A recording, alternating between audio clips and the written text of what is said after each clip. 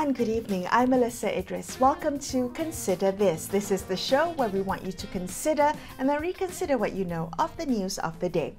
Introduced in the Oxford English Dictionary in 2022 and now widely used, the term sharenting refers to the practice where caregivers share content of children under their care on social media. It's a portmanteau of parenting and sharing. However, despite the likely positive intentions of caregivers, the practice carries with it risks and concerns over children's privacy, informed consent, and the potential long-term consequences of having their lives so publicly documented online from a young age. So do the risks outweigh the benefits of sharing? Joining us on the show to discuss this further is Navin Stanislaus. He is the Vice Chairman of Content Forum. Navin, thank you so much for being on the show with me today.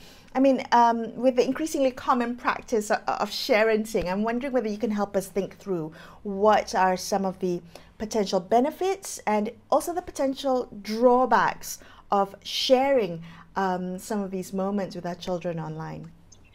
Well, hi, Melissa, and hi, listeners and viewers everywhere.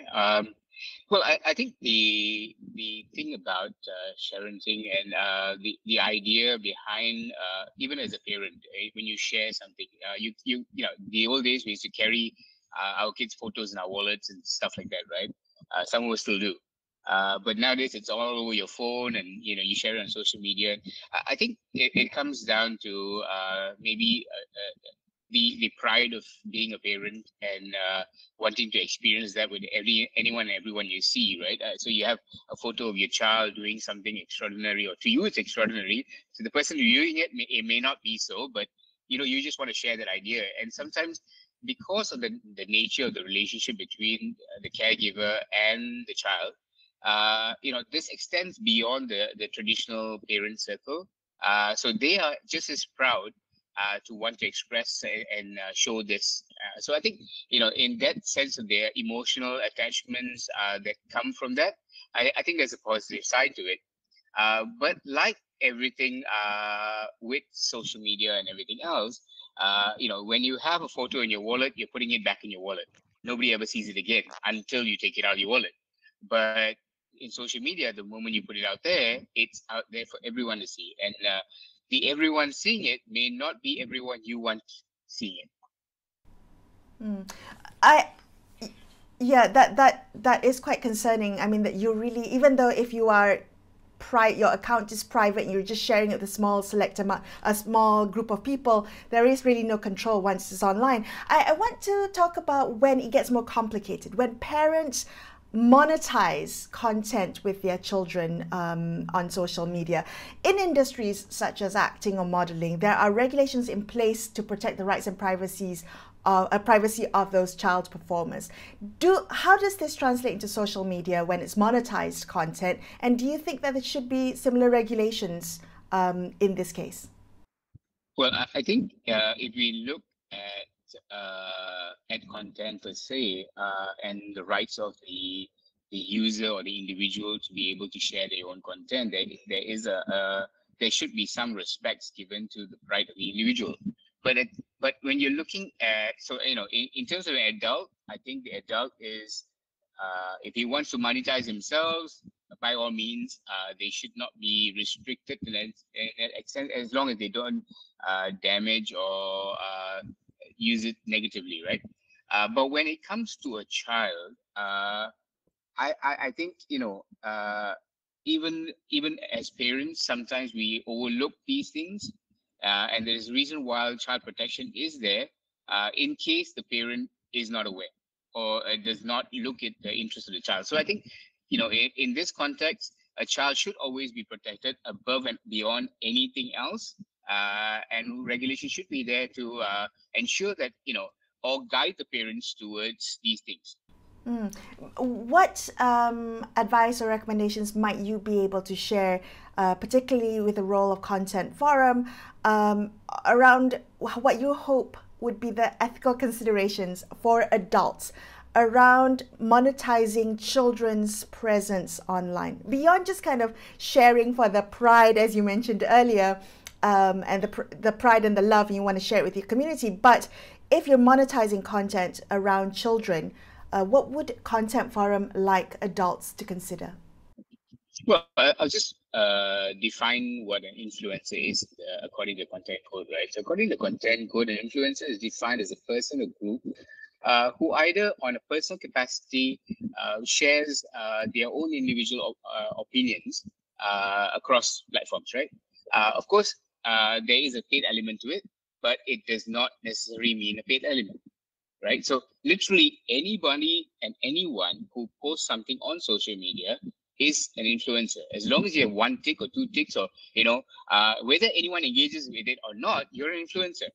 Okay. So now, as an influencer, what are your responsibilities? Now, you're responsible in terms of whatever content you put out. No different from a news portal, no different from anyone. Because anything you say as an influencer can influence the mindset or I would say the one is the mindset. The other one is influence people's decisions. Right now, when it comes to children who definitions of children will always change over the years. Maturity as well, exposure to digital. Although platforms tend to put an age limit to it, we know everyone's walking through back doors and things like that, right? The kids are not daft because, I mean, they started out digital first. They're sometimes more advanced than we are, right? So in terms of that, although they may be more advanced in terms of understanding and using social media, it does not mean that they understand the dangers of it, right? So as an influencer or as a content creator or somebody who posts something out there, we have to be, we should need to ensure that these rights are protected, not just for ourselves to make sure we are not exposed. At the same time, in terms of what we share, has to be responsible to the person listening on the other end. So, if I say something right now, and listener picks it up, and they say, oh yeah, okay, according to Navin, he's sitting on content forum, therefore he says this is possible, we can do this, right? That's already a statement of an approval for me or endorsement of me from what I said, right? So I have to be very wary on what I say, and it has to be in line with what the code is talking about and things like that. So, as an influencer, two things. Number one, be wary of what you're saying because you're responsible for what you're saying. And don't make statements that you're not sure of, because if you're not sure of it, the person listening is going to be even less sure. The second thing is, when it comes to children, the priority has to be in protecting them. So if you think you're going to be exposing your child to the possibility of somebody on the other side, then you need to consider. I mean, would you send your child into a dark alley alone? You wouldn't. So why would you send them or expose them to the dark alley of social media, which is wide and it's darker than anything else you can ever imagine? But if you're willing to do that, you're not willing to do that in a dark alley, then don't do it here as well. Yeah, it's as simple as that if you look at it. Navin, thank you so much for sharing your insights. Navin Stanislav from Content Forum. We're going to take a quick break here and consider this. We will be back with more. Stay tuned.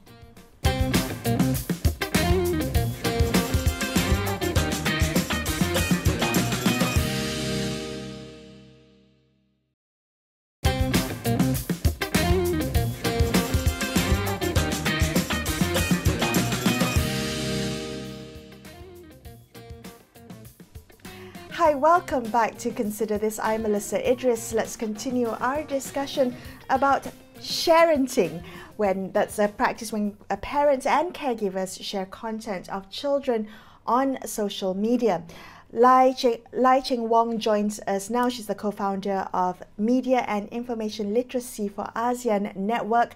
Ms. Wong, thank you so much for being on the show today. Can I get your thoughts on this increasingly common and normalized practice of parents and caregivers, including teachers, I might add, who are sharing children's lives on social media platforms? I'm wondering how do you think this through? Do the risks outweigh the benefits of sharing? All right. First of all, thank you, Melissa. Thank you very much for your question. So allow me to offer an analogy. All right. Consider the comparison between a knife and a technological tool. So much like a knife, technology is a powerful tool, right? Well, we can actually misuse them to cause harm, but there's also a benefit derived from its use. For example, people use the knife to perform surgery, protection, and sometimes even for cooking. So the same thing goes to the social media that pose risks to privacy, but I believe that this risk can be managed with informed and intentional use. All right. So there, of course, there are some positive outcomes of sometimes sharing information of your child on the social media. For example, for parents, it can actually used to build online communities. For example, parents can actually use the social media platforms as a resource platform where they can actually seek advice on parenting tips on raising a child as well. And similarly for teachers, all right, for social media platforms, teachers can actually use this platform to share their best practices, teaching and learning practices. And also social media posts can actually help parents to understand how their children learn in school. And for teachers, social media platforms can be used to actually cultivate digital citizenship values among students and build a more connected school communities. However, we have to take note, it's important to draw a line to prevent oversharing, all right, to avoid putting our children's personal life at risk. Thank you. How do we know where that line is? When you think about the rights of children, the digital rights of children for privacy and consent, I'm wondering where that line is. How do parents and caregivers determine where that line is and the consequences of not determining that line correctly? Consequences not just in the short term but in the long term for children who have their lives kind of extensively documented online. All right, thank you again for this question. Of course, when we talk about drawing a line, it's important for us to be aware of what can be shared and what shouldn't be shared. So as teachers, as parents, we need to be careful with the details. So of course, and not just for your child, and also the people that are involved, all right? So you need to make sure that we do not reveal any personal information such as their full name, their date of birth, and even especially government identification documents, all right? And that also covers their medical and health records for students. So this are some of the things that I think we should actually take note as well. And talking about the risk of oversharing, right? So of course, it has some effects on that. So it's important for us to be mindful of how much information that we share on the social media platform. So of course, we cannot deny that currently data is currency, all right? Our personal data and information is private, sensitive, and it should be treated seriously. All right. So, of course, oversharing of children's images, personal details can actually can be misused by peers in future for cyberbullying. All right, which eventually will lead to emotional distress and potential harm to the child's well-being. And we also cannot deny that oversharing information sometimes can also lead to unhealthy comparison and insecurity among children. All right. Sometimes, I mean, nowadays we have a lot of parents who are very active on social media. All right. Sometimes parents may push their children to farther for all the extra likes and shares. All right. And at the same time, this might eventually, children may internalize the pressure to perform and constantly seek validation through social media metrics.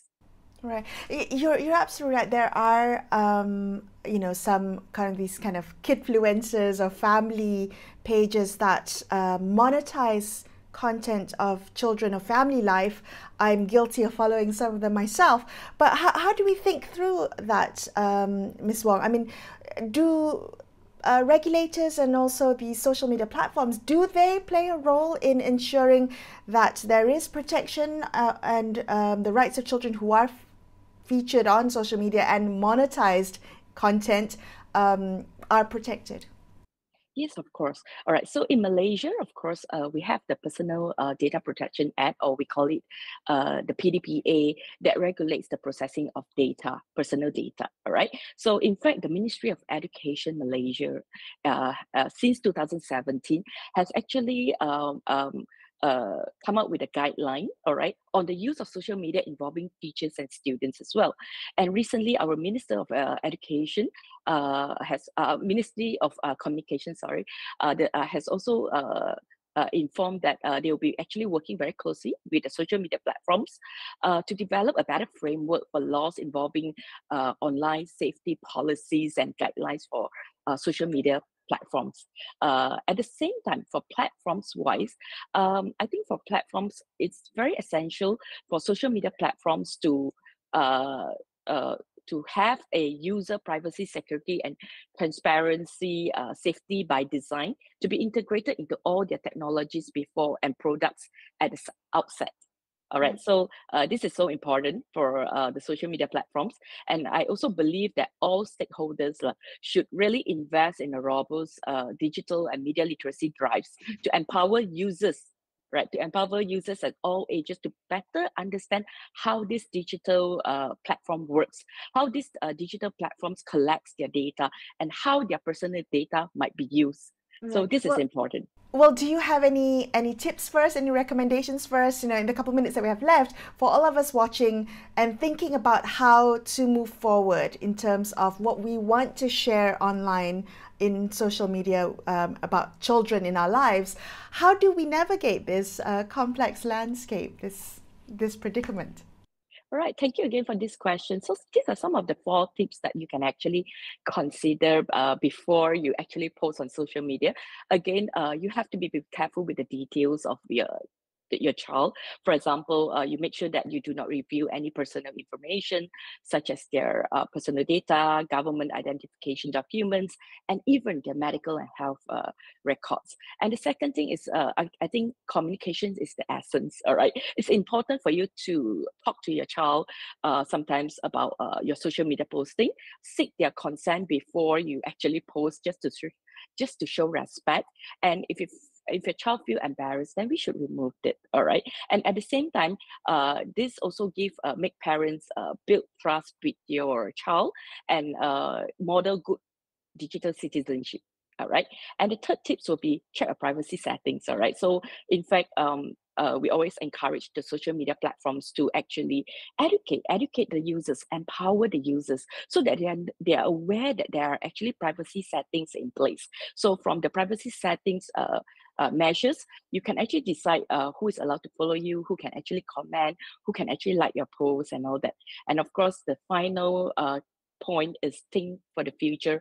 You need to consider what you post on the social media is actually part of your child's digital footprint. So would it embarrass the child in future? So probably you have to think twice before you post. Thank you. Thank you so much. That was Lai Ching Wong from the Media and Information Literacy for ASEAN Network. We're going to take another quick break here on Consider This. Stay with us. We'll be right back.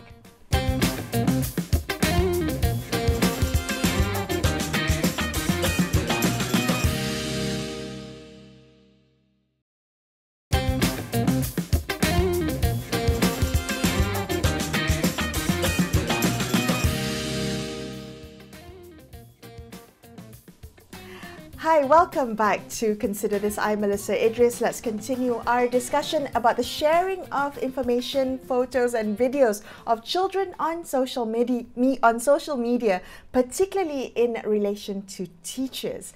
So let's speak now to Fauzi Singon. He is Secretary General of the National Union of the Teaching Profession, NUTP. Encik Fauzi, thank you for joining me on the show today. How does NUTP view the practice of teachers creating social media content that features children? Okay, actually, the increasing concern lies in the escalating trend, particularly among young teachers who aim to showcase their activities to create lasting memories. However, they seem to overlook the potential implication. However, no parents yet taken serious in this issue, leaving future risks unresolved. It was a visit on school at I was visit last 2 years to Japan, Tokyo. They have a strict law where is it not allowed to take pictures with students without parent permission. And then as the social media is becoming more relevant in this modern society, it is inevitable that its influence will be noticeable in education sectors as well.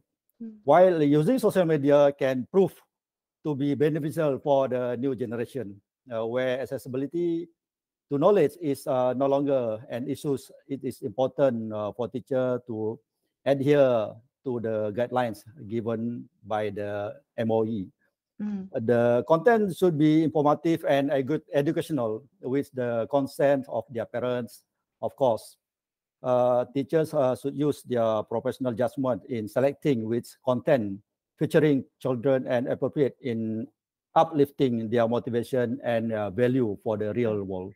Okay, just so that I understand, what is the Ministry of Education's stand or guidelines when it comes to teachers having social media or creating social media content on school grounds during school hours? Well, what is the current regulation? Actually, they don't have a specific regulation since now, but that I said before that until now the parents not take action about these issues, but it's a very not all the teachers knows the issues of conflict faced by students and their families. By exposing the students in social media, it might increase the risk of students being kidnapped for specific purpose.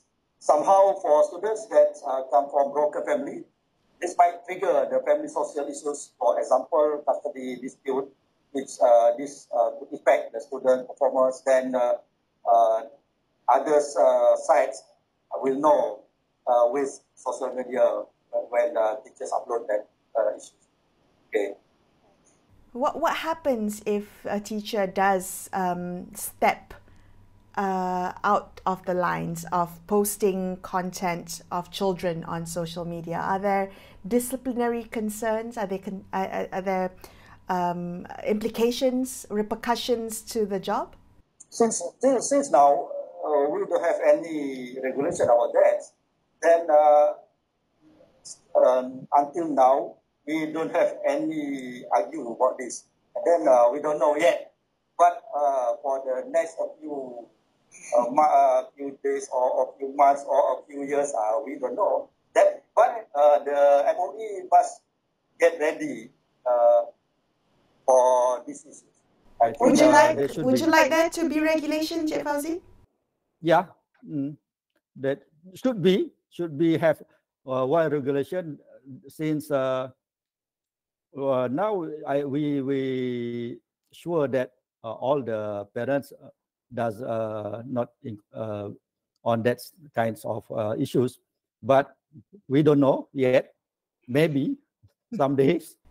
I have to ask you, I mean, there are benefits of having teachers create content on social media about education, because social media can be such a powerful tool, and then they can share valuable content, they can share educational content, they can help so many more students to understand beyond what is happening in the classroom. Do you see benefits of teachers being on social media and creating social media content? Of course, the main benefit of accessibility, since younger children are exposed to the social media content since the early age, it is easy for them to find high quality, real world contents to encourage the connection between what they learn in the classroom and real life situation.